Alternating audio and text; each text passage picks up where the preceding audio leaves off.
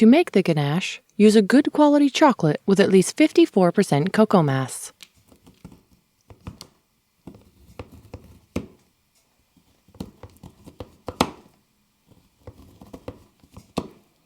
Chopping the chocolate into smaller pieces ensures that it melts quickly and evenly, resulting in a smooth ganache.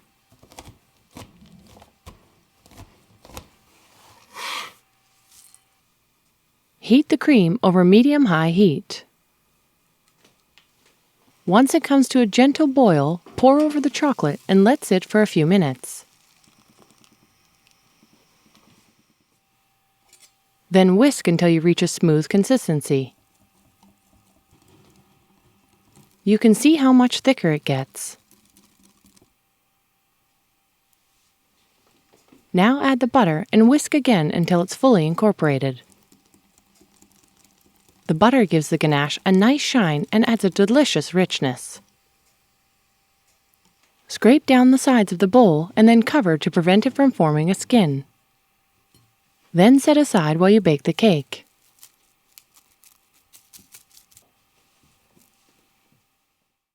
To begin the cake, preheat your oven to 350 degrees Fahrenheit.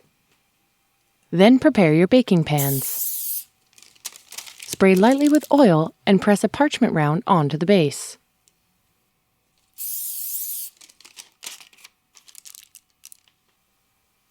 Using a large bowl, sift together the flour, sugar, baking powder, baking soda, salt, and cocoa powder.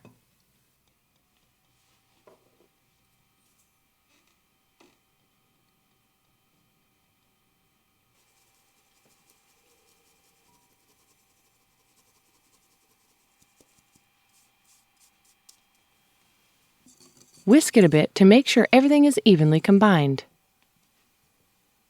In a separate bowl, whisk the eggs.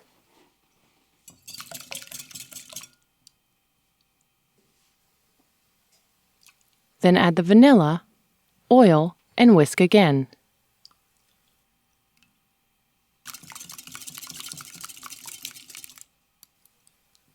Lastly, add the milk and cold coffee.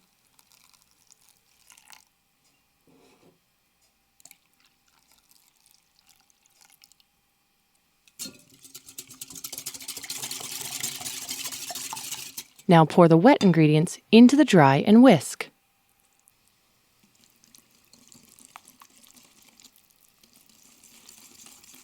Get along the edges and down to the bottom to make sure everything is evenly combined.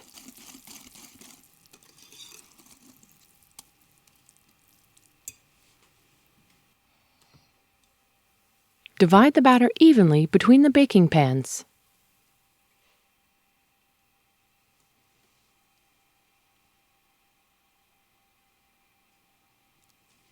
Then place immediately into the oven.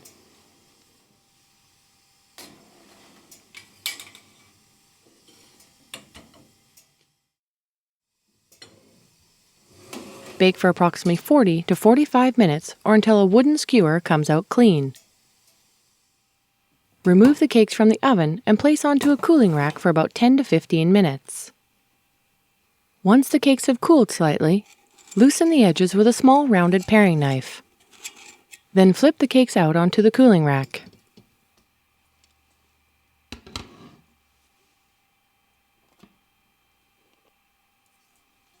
Peel off the parchment and let cool completely before icing.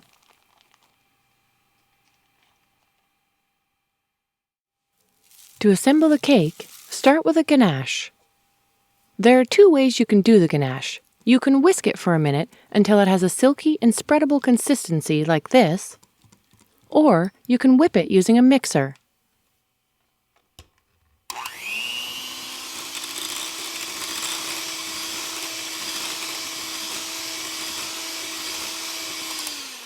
You can see how much lighter and fluffier it looks when you whip it. This cake is so simple to ice, but to make it even easier, you can use a revolving cake stand. If your cakes have a dome, you can slice a bit off the top. This makes icing the cake a bit easier. It also looks nicer. Hold your knife and evenly saw back and forth while turning the cake stand. Work your way around and it will come off easily. Now place a big dollop of ganache in the center. Then, using an offset spatula, spread it around like this, while turning the cake.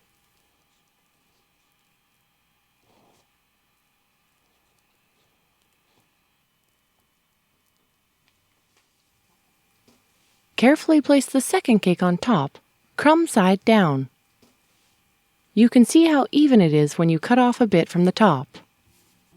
Add a bit more ganache, and again spread it out evenly as you turn the cake.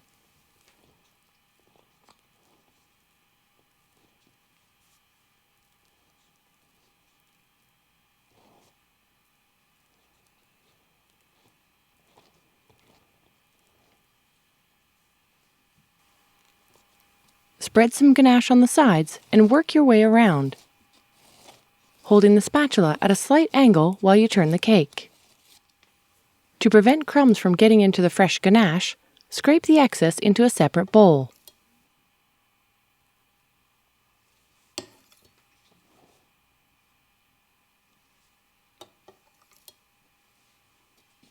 To finish, scrape along the bottom just to tidy it up. This first thin layer is called the crumb coat. For this cake, a crumb coat is not really necessary, but it does make it easier to get a nice smooth finish. Place the cake into the refrigerator for just a few minutes for the crumb coat to set. To finish decorating, ice the top again, turning the cake stand as you work. Hold the spatula like this and use a sweeping motion to get an even layer.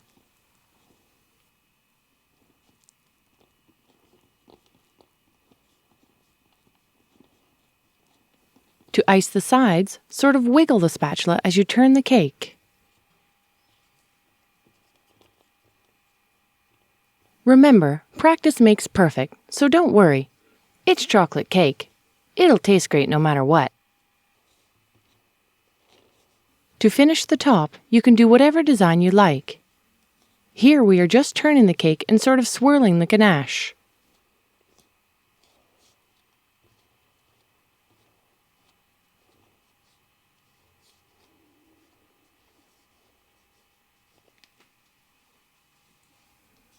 Finally, clean the base of the cake board like this, holding the spatula at a slight angle.